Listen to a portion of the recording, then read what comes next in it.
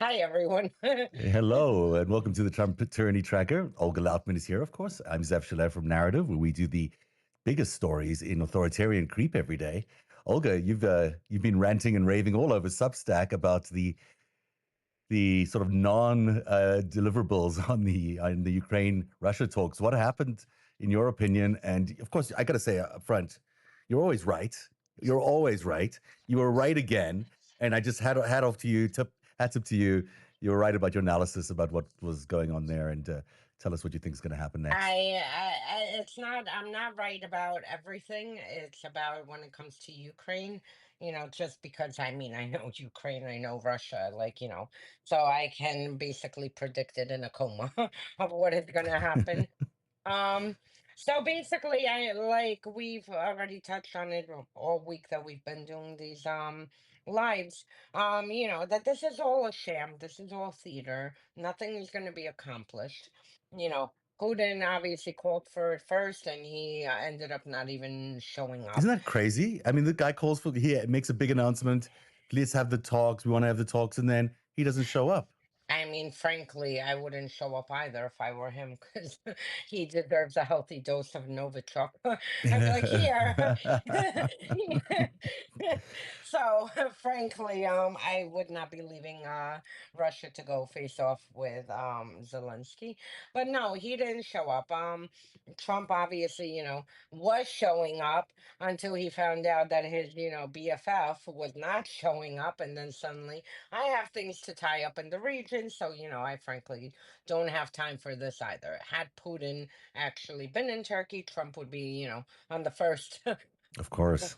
Qatari jet, any jet on a train to get to Putin. But Uh, and that's it. So this ended up in nowhere. Where at the same back to square one. I mean, it's not going anywhere with this whole nonsense of negotiations. You know my thoughts on it. There's nothing yeah. to negotiate. Russia knows where the border is. They can leave the sovereign country, get the hell out, return the 21,000 kidnapped children, and pay reparations for destroying a sovereign country. So I mean, this is what needs to happen, and until that happens, Well, this we're was not really a getting it. test, right? I mean, the Europeans set up this test to see if Putin would show up, and Oh, they they knew he wouldn't and they show up, knew right? and they knew he wouldn't. But they also said to Trump, stay out of these negotiations. And if we don't succeed, he agreed. He won't obviously follow through, but he agreed to introduce new sanctions against Russia. The Europeans seem quite, emboldened by this. They might go ahead and do these sanctions. Who knows? Against and what will the United States do then? Will they respond as well? It doesn't look to me like they will. It looks to me like Rubio is out there saying there needs to now be a face-to-face between Trump and Hmm. Putin, which means they're Yes. just finding ways to extend it. But it does appear that maybe the European countries are now going to take more economic sanctions against these ghost fleets and these other Russian instruments of power. Yeah, no, the Europeans are definitely going to follow through.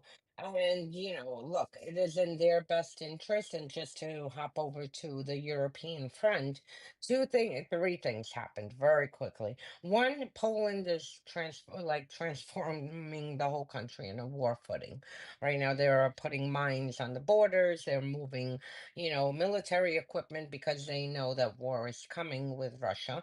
And they are basically preparing everyone and everything for war, so they're not, surprised. The second thing is that the former NATO chief basically called out Trump and said that he's undermining NATO, Mm, and and that Europe, which is interesting. Finally, someone had a thought besides stating the obvious, that Europe needs to come up with its own defense group, basically, a mirror of NATO minus the United States, which interesting. is exactly what they need to do. I Mm. mean, this is an excellent proposal. And the third thing is, for over the past year, there have been, I mean, warnings like the loudest warnings I've seen from defense and intelligence officials. I've spoken to many over the past year and a half that Europe, various European countries are preparing for war.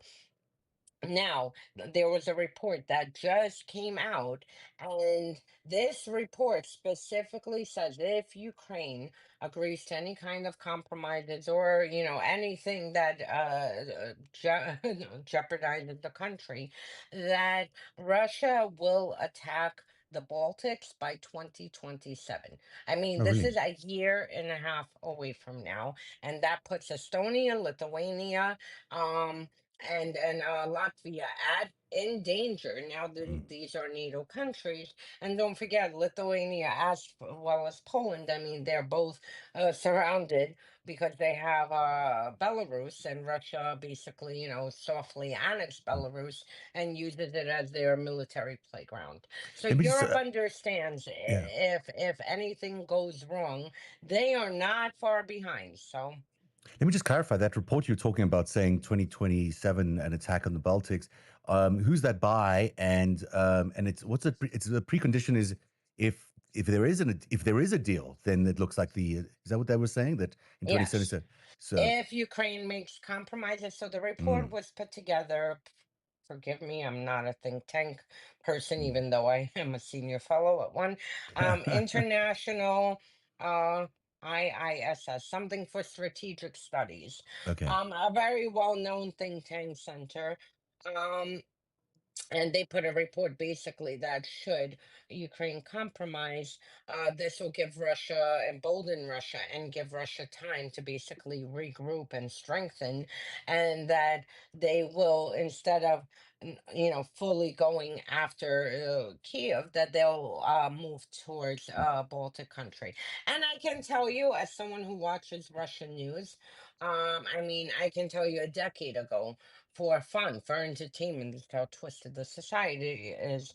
They would have people on with military maps, showing how quick they could take the Baltics, 48 hours, which we see. I mean, they thought Ukraine was Yeah. 3 days, and we saw how that 3 days went. But I mean, it's a very, very serious concern. So Trump and Putin can do whatever they want.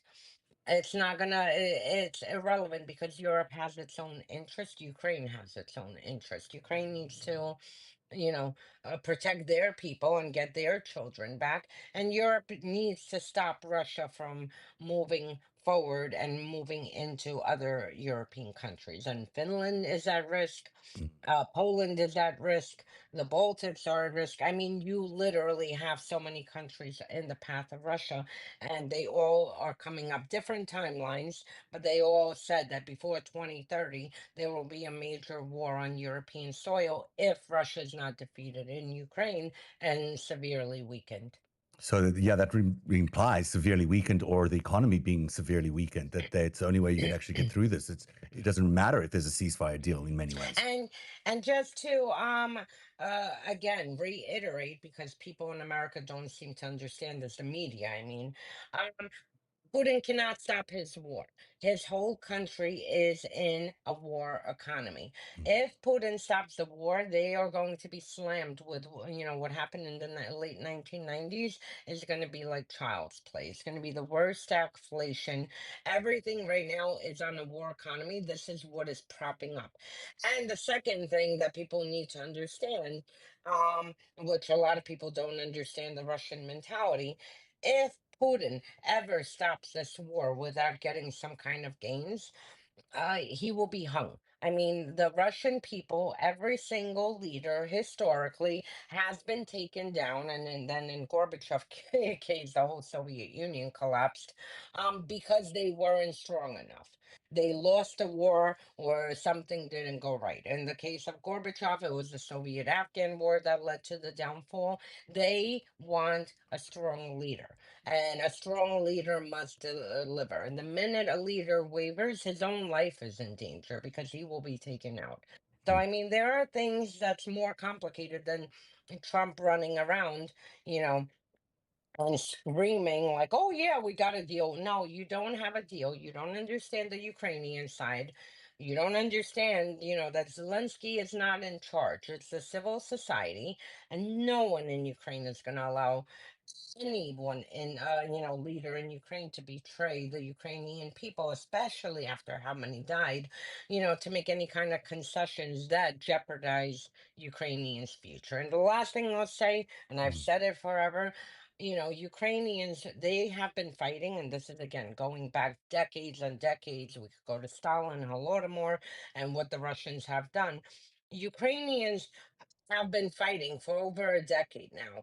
They don't think that things are going to get better in their generation. They're fighting for their Mm. grandchildren's future. Mm. They're not fighting short sighted that we need to fight right now to see gains. If they know they have a chance of securing finally peace after centuries in 50 years, this is a sacrifice worth making. And that's a timeline maybe that we all need to be thinking about as we proceed in this really changing world. Olga Lautman, your analysis is always fantastic. Thank you so much for that. Really, really knowledgeable and brilliant. And everyone should listen to that analysis over and over again just to understand exactly what the stakes are. Let's move on to the other stories on the Trump Tyranny Tracker for day 115. There's a really concerning story that you really point out on your tracker about Tulsi Gabbard, who's moving aggressively now to centralize all of America's intelligence apparatus under her. She's taking direct control of the president's daily brief. I don't think that's ever Mm, happened no. in the past. It's been the CIA that's been doing that. She's also seized authority over the National Intelligence Council. She's removing acting leadership and also placing it under her direct oversight.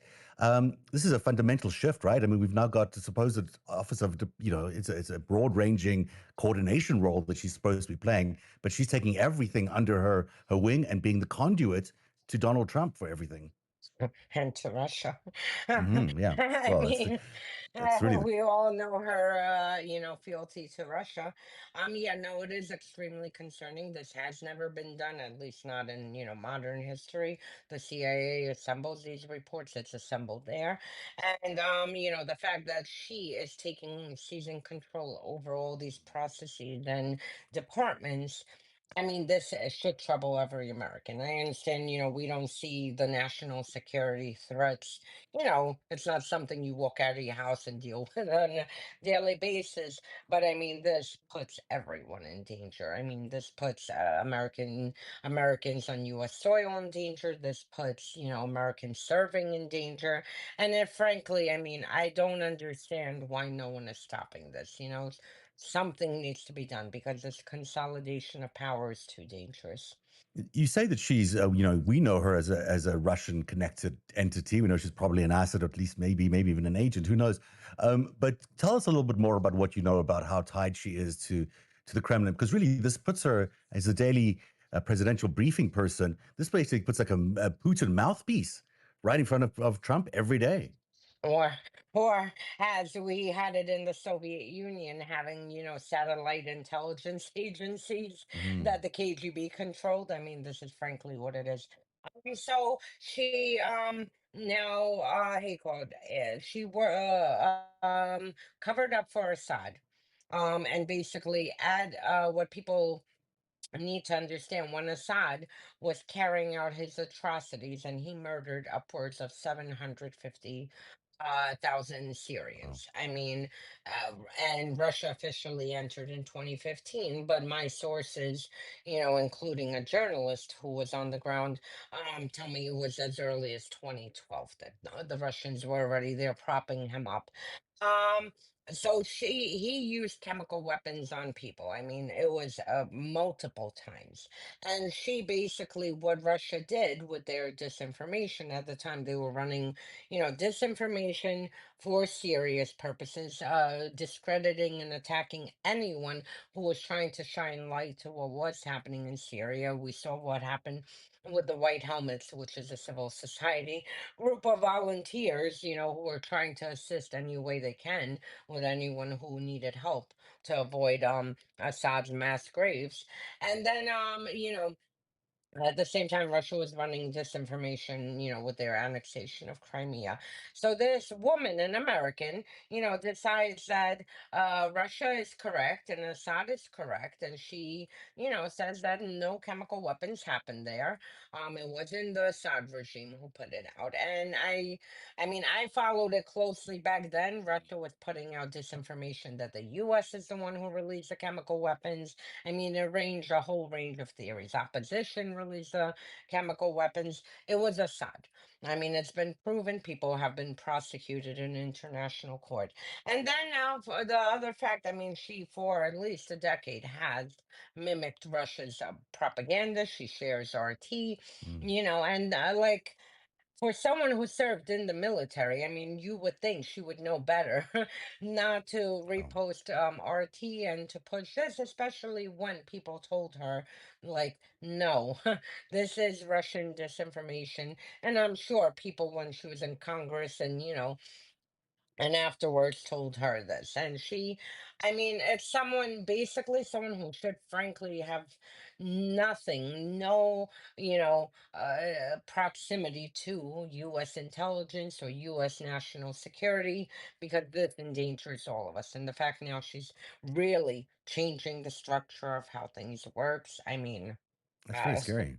It's very yeah. scary. I mean, she really is an operative for the Russians. And the other thing that's also happening around Donald Trump is the rearrangement of the National Security Council, which is a really important part of the way the executive works. There's a lot of people there that are now going to be cut down. There used to be 150 people, I think. Now there's going to be 50 in Yes. Marco Rubio's new administration of the NSC.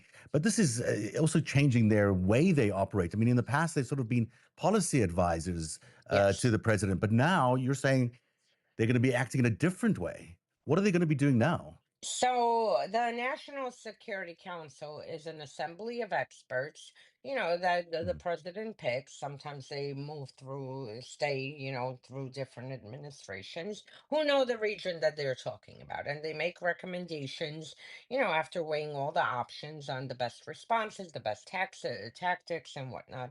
Um, Here, Rubio not only wants to gut it to 50 people, but he also wants to basically turn the National Security Council, instead of providing recommendations, basically just carrying out what Trump says. Hmm. And that's it, no input. I mean, this is how Hmm. authoritarian regimes work. This is exactly, Putin is the one who hands down the orders. He doesn't listen to recommendations. People, do not give recommendations. They'll be thrown into jail. So, basically, Trump is structuring the government here the same way. So, whatever he said goes. He gives the recommendations, he gives the orders, and everyone, basically, every agency will be yes, yes, yes, yes. And And it's I important to mean, remember the NSC has, each of these people are in charge of the desks at NSC, if they're the Africa desk or the Europe desk. I mean, they have a broad range of inputs that they get from diplomats. They get input from a whole lot of people before they give any policy up or any policy suggestions up to the president. absolutely. Yeah, And now that's just absolutely. being taken away, which means the president's will is going to be the only thing that is acted on. And just the operational part of the NSC, which is the part that goes out there and does the actions, that seems like they're going to keep that intact. But any of the policy discussions, which means taking any of everyone else's concerns into account and really understanding the implications of what it And is the that they're doing, region. yeah, And and the the region, region. and that means And they're going to be completely, it sounds like they're like cocooning him in this like in a very dangerous bubble, that you he's know he's who's got tells. cocooned like that? Putin. It's true. It's true. Putin, and it's funny they're accusing Putin. Biden of being cocooned, but if you really look at what they're doing, if Tulsi's going to give him all the information from intelligence that's already Putin filtered, and now he's going to have this NSC relationship with, which is just going to be about execution of his orders. I mean, it sounds like a diplomatic hit squad. Really, it doesn't even sound like that they'll be, not really a policy body anymore. This is how, why do you think Putin, thought that he can take Ukraine in, what was it, 5 days, four It's days, 3 days? 3 days, I Because think. he was told this. He was told this. This is the information he was provided. He said, will we be able to take it quick? Absolutely. Yes, sir. Yes, yes, yes. Or da, da, da. And Yeah. that's it. And, This is exactly the same situation happening here. And then, Marco Rubio's playing this hat of the national security advisor in his other hat of the, Secretary of State. We just need to add that he's also basically closing consulates around the globe and firing ambassadors. And I mean, we have a big mess happening. We're going to have so many blind spots. I cannot tell you. I mean, if we don't have terrorist attacks, within the next few years, it will be only by some kind of a miracle that happened, not because of what Yeah. they're doing. Speaking of terrorism attack, we've just one time for a little bit, one last story, which is that the Republicans have inserted a stop terror financing bill into their new tax package. Now, it's not actually designed to fight terrorists, it's designed to fight nonprofit organizations that if they Hmm. suspect that you're in any way, I don't even know what they'll do. If they just suspect you of anything, they can label you a terrorist organization or aligned with a terrorist organization. This is very frightening for a lot of nonprofits that can deal with immigrant groups or any real nonprofits out there. And this, whoever's here and who's, in American police, call your Congress for this. Let them know that we know what they're doing. Because this is extremely dangerous. First of all, to Trump, he labels everyone a terrorist. Right now, Harvard is harboring terrorists and all the universities. Don't forget Antifa. That's, right now they're focused on um, quote unquote anti-Semitism and immigrants. But trust me, Antifa is going to be labeled a terrorist organization next. Mm, There is no Antifa. I mean, what is Antifa? It's a loose group of people yeah. who are anti-fascist, and that means that any one of us who speak out and any organization, propping up democracy, disability rights, Medicaid, anything that is against Trump's agenda is going to be labeled a terrorist organization. And then from there, not only, they'll be under basically not allowed to operate. This terrorist clause, and this is why it's so important for people to call. This terrorist clause is equivalent to what in Russia they did by labeling everyone a foreign agent. Mm. Anyone who is against the Kremlin, whether it's media, whether it's NGOs, whether it's individual people, podcasters, influencers, you name it. If We're they labeled a say terrorist. something is not in line, they are labeled foreign agents. This is the same equivalent, except here they're using terrorists. So So, that's a very important warning. You're saying that this tax bill is really on the bubble still. There's still potential that it may not get passed. So everyone needs to do call the Congress people and make sure that they know that you're opposed to this idea. And also people need to start understanding that terrorism is a label that's going to be misused in the future. That it's not going to be applied to the right in the right way we've expected it. Of course, the irony is that the only person who's dealing with terrorists right now is Donald Trump. He's there in Qatar. He's there talking to Hezbollah, not Hezbollah. I'm sorry, the Iranians, might which is as basically well might as well be. be so Hezbollah. And then he's also talking to the Syrian leader, who's a former Al Qaeda guy, and he seems to be okay dealing with those things. He doesn't get any. MBS. Yeah, MBS. I yeah, mean, at the same time that he's there, you have 9/11 families who are asking, can you please extradite the people who killed us here?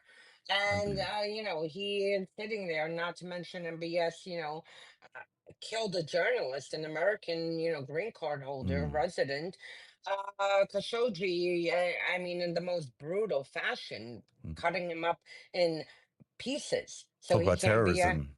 exactly. So I mean, so the Saudis and Qataris and they're the ones who actually fund terrorists, no longer terrorists, but Democrats, people who are fighting for disability or civil rights rollbacks, these are terrorists. Those are going to be The labeled judges terrorists. will be terrorists also because they're there soon. It's so terrifying what's going on, and the pace of it is really frightening. And as we, see today, what's going on with the Ukraine talks, as you called it, it's theater, and the surrounding of Donald Trump in this cocoon with Tulsi Gabbard on the one hand, and Oh, a Rubio on the fellow other hand. Ukrainian. Hi. Yeah, it's really a challenging situation. It's the people are saying this. It's sort of like we're entering this the fascist period now of the Trump administration. It's going to get even more frightening Oh, as we absolutely. move We've ahead. seen nothing yet. I mean, Yeah, as much as we've seen, trust me, there. There's a lot more coming. And again, it's up to us to stop it and push back against it. And that is why you do the Trump Tyranny Tracker, the most important source for anything to do with authoritarian creep. And everyone can see it daily at trumptyrannytracker.substack.com. That's Olga Lautman's incredible work as she keeps track of all the autocracy that's being introduced into our country by the administration. My name is Zev Shalev, and I can find my work at narrative.org, NARATIV.org. Thank you for being here. And thanks again, Olga, for doing such great work. We Thank really you. appreciate you. Thank you. Cheers, everybody. Have a great day. We'll see you tomorrow. Bye. See you Bye. tomorrow.